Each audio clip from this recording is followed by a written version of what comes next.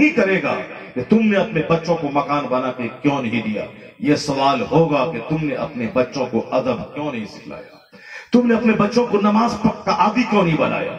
ہر ماں باپ پر لازم ہے کہ جب بچے کی عمر 7 سال ہو اسے نماز کا حکم دے۔ مروا اولادکم بالصلاۃ وہم ابناء 7 سنین، جب تیرے بچے کی عمر 7 سال ہو اسے نماز کا حکم دے۔ وَاضْرِبُوهُمْ عَلَيْهَا، اس پر ان کو مارو جب اس کی عمر 10 سال ہو جائے۔ 10 سال ہو جائے نماز نہ پڑھے تو مار کے نمازی بنا، اور جب نماز کا عادی ہو جائے بستر الگ کر دے۔ تو ہمیں اللہ نے اور اللہ کے رسول نے کہیں نہیں کہا اپنے بچوں کو زمین خرید کے دو، یہ کہا 7 سال کا جب بچہ ہو جائے نماز کا آدیش دے۔ کہیں حضور نے یہ نہیں کہا مکان بنا کے بچوں کو دے دے تب مرنا۔ البتہ حضور نے یہ فرمایا ہے اپنے بچوں کو 10 سال کی عمر جب ہو جائے نماز نہ پڑھے تو مار کے اسے نمازی بنا دینا۔ اور حدیث پاک کا مفہوم ہے جب بچے جوان ہو جائے، لڑکا ہو یا لڑکی، انہیں شادی کرا دینا جلدی سے۔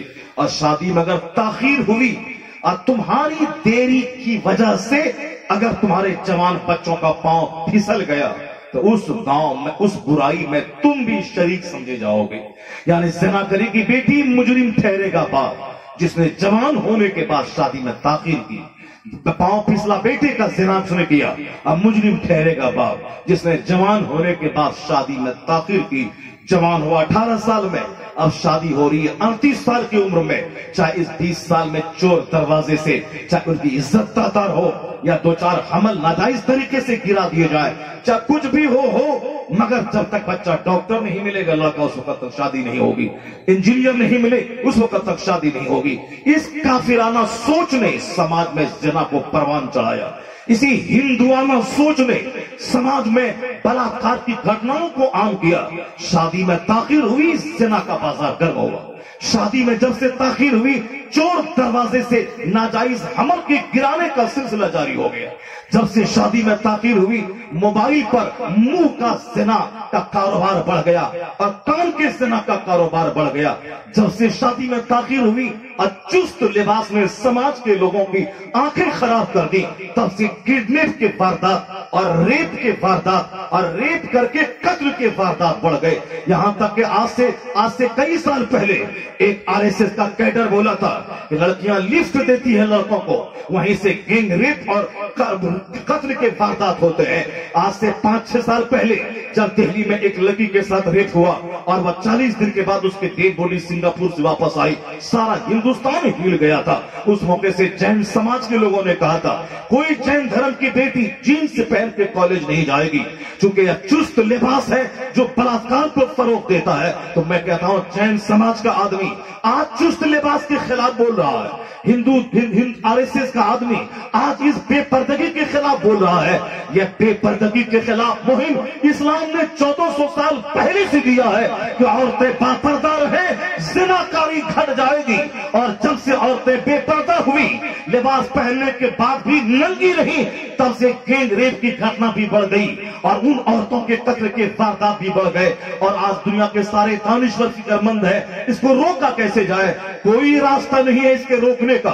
چاہے اسکول میں ایک ٹیبل پر 18 سال کا لڑکا 18 سال کی لڑکی نیم پرہنہ لباس میں بیٹھے اور وہاں کوئی کہہ دے کہ میں زنا سے اس اسکول کو پاک کر دوں گا، ایسا کبھی نہیں ہوگا۔ مرد اور عورت میں اٹریکشن ہے تو اسی اٹریکشن کو نکاح کے ذریعے ایک دوسرے کی تسکین کا ذریعہ قدرت نے اس کو بنایا ہے، اور جہاں اس کو ہٹا دیا جائے تو پھر آدمی کی ہوس اس قدر گرم ہوگی، وہ جس کو بھی دیکھے گا وہ چاہے گا میں اس کے ساتھ اپنے بدن سے بدن لگا کے میں لذتیں حاصل کر لوں۔ نتیجے میں جہاں شرم اور حیا ختم ہو جائے، اللہ کا ڈر ختم ہو جائے، جہاں عورتیں بے پردہ ہو جائیں، اس وہاں زناکاری اور قتل کو کوئی روک نہیں پائے گا۔ امریکہ فکر مند ہے، ہندوستان کے دانشور فکر مند ہے، بلاکار کو کیسے روکیں؟ اسلام آواز دیتا ہے اگر فکر مند ہو تم تو قانون پردہ کو نافذ کر دو، 90% زنا کے واردات کم ہوتے نظر آئے، چونکہ اس میں یہ ایک نیچرل دستور ہے، یہ قانون فطرت فطرت ہے اور فطرت سے بغاوت کوئی نہیں کر سکتا.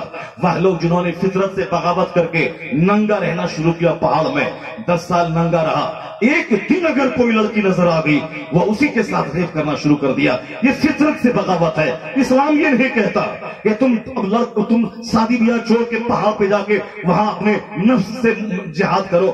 نفس سے جہاد سماج میں رہ کے کرو اور شادی کرو, اس لیے کہ شادی کرنا سرکار کی سنت ہے, اولاد پیدا کرنا سرکار کی سنت ہے. یہ مذہب اسلام دین فطرت کا نام ہے.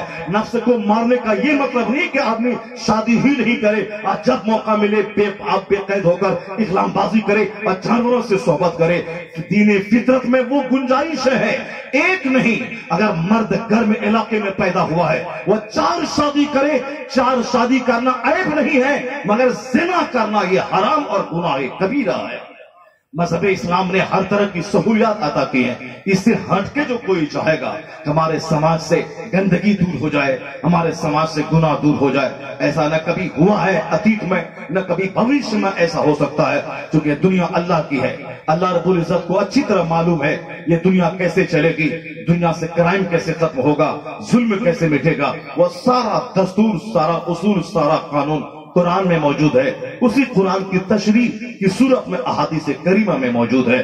بات میری طویل ہو گئی, بس میں سمیٹ لوں اسی حدیث کو, پھر میں تقریر پہ آتا ہوں. درود پاک پڑھیے, اللہم صلی علی سیدنا و مولانا محمد معدن الجود والکرم وعلی وسلم صلاۃ و سلام علیک یا رسول اللہ. آپ بور تو نہیں ہو رہے ہیں صاحب, بور تو نہیں ہو رہے ہیں آپ.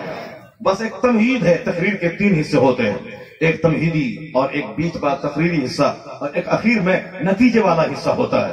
تو ابھی نتیجے پر پہنچیں گے, چاہے 1 منٹ میں ہی صحیح, تقریر بھی کریں گے چاہے 5 منٹ ہی صحیح, مگر تمہید تھوڑی سی دماغ میں بیٹھ جائے تاکہ ہمارے سامنے جو ہمارے بچے ہیں وہ جان جائیں کہ اسلام کیا کہتا ہے, اسلام کا مزاج کیا ہے. اور نہیں سمجھنے کی وجہ سے الٹا پلٹا کام ہوتا ہے. مزارات اولیاء پہ جانا یہ نفل کام ہے, فرض نہیں ہے, مگر مسجد میں با جماعت نماز پڑھنا یہ واجب ہے. نماز پنج گانا یہ فرض ہے. عرس میں جانا یہ مستحب ہے, اچھا کام ہے, ثواب ملے گا. اگر کوئی نہیں کرے تو کوئی گناہ نہیں ہے. اگر ہم بریلی نہیں جائیں کوئی گناہ نہیں, ہم علاؤالحق پنوی رحمۃ اللہ علیہ کے مزار پہ نہیں جائیں کوئی گناہ نہیں. اگر کوئی جا کے وہاں 5 گھنٹہ بیٹھ کے ایک ختم قرآن کرے بہت اچھا کام ہے. اب کوئی نہیں جائے کوئی گناہ نہیں ہے. البتہ نماز پنجگانہ پڑھنا یہ فرض اعظم ہے. کوئی نہیں نماز پڑھے گناہ کبیرہ ہے. زنا سے بھی بڑا گناہ ہے نماز چھوڑنا, شراب سے بھی بڑا گناہ ہے نماز چھوڑنا, سود کھانے سے بھی بڑا گناہ ہے نماز چھوڑنا. چونکہ نماز پڑھنا فرض اعظم ہے, سب سے بڑا فرض ہے. اور سے لگانا مستحب ہے, 12ویں کا جلوس مستحب ہے, 11ویں کا کھچڑا مستحب مباح فائد اچھا کام ہے. میلاد پڑھنا, فاتحہ کرنا اچھا کام ہے. یہ فرض واجب نہیں کہ قیامت کے دن سوال کیا جائے گا.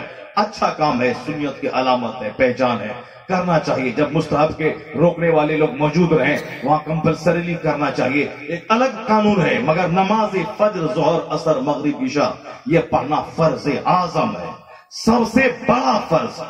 جس طرح زندہ رہنے کے لیے کھانا ضروری ہے اسی طرح مسلمان بنے رہنے کے لیے نماز پڑھنا ضروری ہے.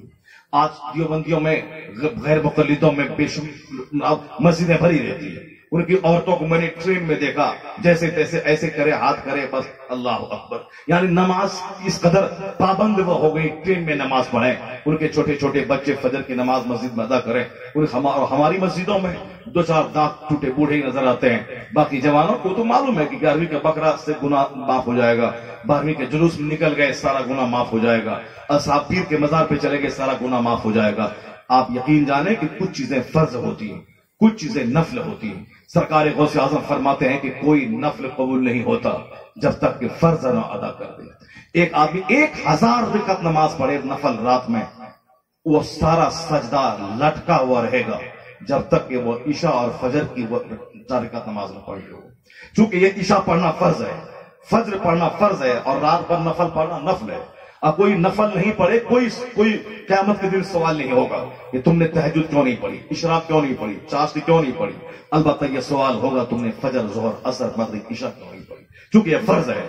1 کروڑ کی مسجد کو یہ بنا دے, وہ اس وقت تک وہ ثواب لٹکا ہوا رہے گا جب تک کہ زکوٰۃ کا 100 روپیہ جو اس پر فرض ہے یہ فرض ادا نہیں کرے اس وقت تک 5 کروڑ کی مسجد بنا دینا کوئی فائدہ نہیں دے گا، اس لیے کہ 5 کروڑ کی مسجد بنانا یہ نفل کام ہے، آپشنل نیکی ہے، ایڈیشنل نیکی ہے، یہ اضافی نیکی ہے، نفل نیکی ہے۔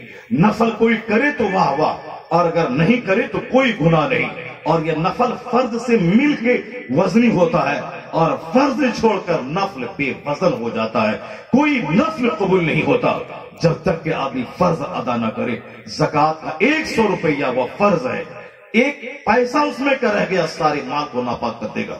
اور مسجد بنانا، 100 آدمی کو کمبل بانٹ دینا، 1 لاکھ آدمی کو 11ویں کا بکرا ذبح کر کے بریانی کھلا دینا، یہ سب اچھا کام ہے، نفل ہے، اور یہ نفل آپشنل اس وقت تک کام نہیں دے گا جب تک کہ فرض ادا نہ کرے۔ اب صرف اس لیے ہم نے عرس کو ترجیح دی، ہم نے مزارات کی حاضری کو ترجیح دیا، کیونکہ ہم نے ایک ایسا کلچر کریٹ کیا کہ ہم نے نفل کو فرض بنا دیا، اور ہم نے فرض کو نفل بنا دیا۔ اسی کا نتیجہ ہے کہ میری مسجدیں ویران ہو گئی، اسی کا نتیجہ ہے کہ آج ہمارے ہاں سنت اور شریعت کی باتوں کو بوجھ سمجھا جا رہا ہے، اسی کا نتیجہ ہے کہ ہم نمازی کی بھیک مانگ رہے ہیں، اسی کا نتیجہ ہے کہ آج ہمارے ہاں فرض کی اہمیت گھٹ گئی، اور نفل کے لیے شعبان کی 15ویں رات میں 1 رات جاگنا یہ نفل ہے۔ کوئی پوری رات وہ سو جائے کوئی گناہ نہیں۔ رمضان کی شب قدر میں، یعنی شب قدر میں، قدر کی راتوں میں عبادت کا ثواب بہت بڑا ہے، لیکن وہ سب نوافل ہے، اور روزانہ معمول کے مطابق فجر ظہر اثر پڑنا یہ فرض اعظم ہے۔ شب قدر میں جاگ جانا، رمضان کی اور شب برات کی 15ویں شب کو جاگ جانا، محرم کی 10 عاشورہ کی رات کو جاگ جانا، یہ سب نفل ہے۔ اسی لیے ہمارے علماء فرماتے ہیں اگر آپ کے ذمہ فرض قضا نمازیں باقی ہیں تو آپ عاشورہ کی راتوں میں نفل کے بجائے قضا ادا کیجیے، آپ رمضان کی راتوں میں نفل پڑھنے کے بجائے جو قضا نمازیں آپ سے قضا ہو گئی ہیں، 15 سال میں آپ کی نماز قضا ہوئی جس کو آپ نے نہیں ادا کی ہے، اس کو آپ حساب لگا کے جو زندگی بچی ہے اس میں سب کو ادا کیجیے۔ پھر کوئی نفل قبول نہیں ہوگا جب تک کہ فرض نہ ادا کریں۔ ہماری تھوڑی سی بھول نے ہمارے لوگوں کے مزاج میں فرض کی اہمیت کو ایسا گھٹا دیا کہ ہم نے 11ویں کے بکرے کو، 12ویں کے جلوس کو، غریب نواز کی چھٹی کو، محفل میلاد کو، قیام کو، چادر پوشی کو، اور میلاد میں شیرنی لانے کو اس قدر ہم نے اس پر زور دیا کہ صاحب فرض کی اہمیت گھٹ گئی۔ یہ سب اچھا کام ہے، وہابیت سے ہمیں یہ سارے کام ممیز کرتے ہیں، اچھا کام ہے، لیکن یہ جان لے کہ نفل ہے، مستحب ہے، مباح ہے۔ محرم کے موقع پر صاحب تعزیہ نکالنا، وہ تو مروجہ تعزیہ داری جس میں کہ بہت سارے حرام کی آمیزش ہو گئی ہے، یعنی قبر بنا دینا، وہاں پانی ڈالنا، صاحب جل ڈھارنا، وہاں صاحب کہا کہ منتیں مانگنا، وہاں اگربتی جلا کر کے گھما گھما کے پیسے لوگوں سے لینا، یہ تو ایسے ہی حرام ہے۔ البتہ وہ جیسے گنبد خضرا کا نقش ہے، اسی طرح کربلا معلیٰ کا کوئی نقش بنا کے ایک جگہ رکھ دے اور دیدار کرے تاکہ کربلا کی یاد تازہ ہو جائے، یہاں تک تو درست ہے۔ البتہ اس کی بگڑی ہوئی شکل یہ تو حرام ہے۔ مروجہ تعزیہ داری حرام کے لیے لڑائی ہے، حرام کے لیے لڑائی ہے۔ اور اگر تعزیہ بنانا جائز بھی ہو، فرض اور واجب نہیں ہے کہ نہیں کریں گے تو قیامت میں سوال ہوگا۔ اگر وہ جائز بھی ہو تو وہ فرض نہیں ہے کہ قیامت میں سوال ہوگا۔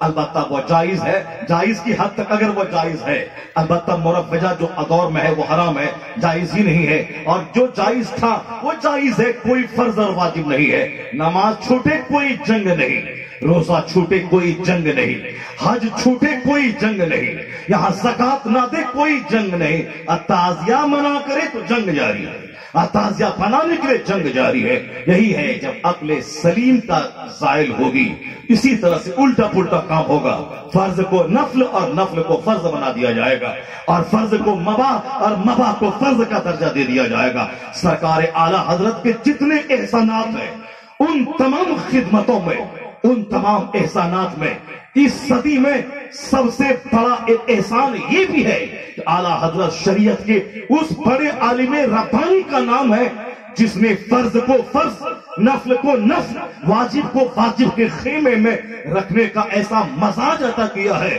کہ اعلیٰ حضرت فاضل بریلوی لکھتے ہیں اگر کسی پر زکات کی کا 1 روپیہ فرض ہو، وہ اگر نہیں دے اور 5 کروڑ روپے کا صدقہ تو خیرات کر دیں، کمبل بانٹ دیں، مسجد بنا دیں، یہ نفل نیکی معلق رہے گی جب تک کہ وہ شریعت کے قانون کے مطابق وہ اپنی زکات فرض زکات کی رقم نہ نکال دیں۔ یعنی فرض قرض ہے، اس کو ادا کرنا ہی ہے، نفل نفل ہے۔ آج کی تاریخ میں آج سے 100 سال پہلے چند سرفرے پیروں نے سماج میں گھوم گھوم کر کہا شریعت کا جاننے والا ملا کیا جانے گیا، یہ شریعت کا جانکار آدمی کیا، شریعت بولنے والا کیا جانے گیا۔ اصل میں تو طریقت ہے، اصل میں تو دل کی نماز ہے، اصل میں تو دل کی نماز ہے۔ ہم دل کی نماز پڑھتے ہیں، ہمارا پیر رہتا ہے ماندہ میں، وہ نماز کعبہ میں پڑھتا ہے، ان کا بدن یہاں ہے، ان کی روح وہاں ہے۔ یعنی شریعت کا مذاق اڑانا شروع کیا۔ کربلا معلیٰ میں امام عالی مقام سارے سیدوں کے باپ، وہ اب کربلا معلیٰ میں ظاہری طور پر سجدے کو سر میں رکھ کے نماز پڑھیں۔ حضرت مولا علی نماز فجر کے لیے مسجد جائیں، لوگوں کو جگہ جگہ کے نماز کے لیے جگہ کے مسجد میں جائیں۔ حضرت عثمان غنی رضی اللہ تعالیٰ عنہ ساری زندگی قصور العبادات یعنی ظاہری نماز مسجد نبوی میں پڑھیں اور جمعہ کے دن خطاب ممبر سے کریں۔ حضرت عمر فاروق اعظم خلیفہ خلیفۃ المسلمین 5 نمازیں با جماعت مسجد نبوی میں پڑھیں اور جمعہ کے دن مسجد سے خطاب کریں، عیدین کی نماز ادا کریں، عیدین کو خطبہ دیں۔ صدیق اکبر خلیفہ اول وہ بھی 5 وقت کی نمازیں با جماعت نماز پڑھائیں مسجد نبوی میں، جمعہ کے دن خطاب کریں، عیدین کی نماز پڑھائیں، عیدین میں خطاب کریں۔ تو عیدین کی نماز ظاہری، جمعہ کی نماز ظاہری، نماز پنجگانہ ظاہری، یہاں تک امام الانبیاء والمرسلین نے نماز پنجگانہ ادا کی۔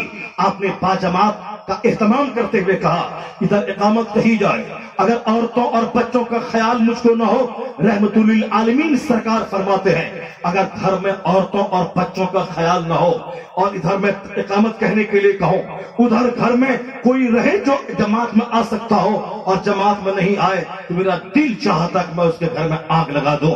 یعنی جماعت میں شریک ہونے کی فضیلت اس قدر مصطفیٰ نے بیان فرمائی کہ 27 گنا زیادہ ثواب جماعت سے پڑھنے کا ملتا ہے، اور جتنے قدم دور چل کے آئے مسجد میں ہر قدم کے بدلے میں نیکیاں ملتی ہیں، گناہ مٹتے ہیں، درجات بلند ہوتے ہیں۔ ایک صحابی نے کہا تھا سرکار میرا گھر مسجد نبی سے دور ہے، میں چاہتا ہوں کہ مسجد نبی کے قریب اپنا گھر بنا لو۔ حضور نے کہا تھا نہیں اپنا گھر وہیں رہنے دو، جتنا قدم چل کے آؤ گے ہر قدم کے بدلے میں اجر ملے گا، گناہ مٹیں گے اور درجات بلند ہوں گے۔ یعنی با جماعت مسجد میں نماز پڑھنا، رحمت تو عالم کہتے ہیں میرا دل چاہتا ہے میں اس گھر میں آگ لگا دوں کہ جس گھر میں لوگ رہیں جماعت میں آنے والے مگر جماعت میں نہ آئے۔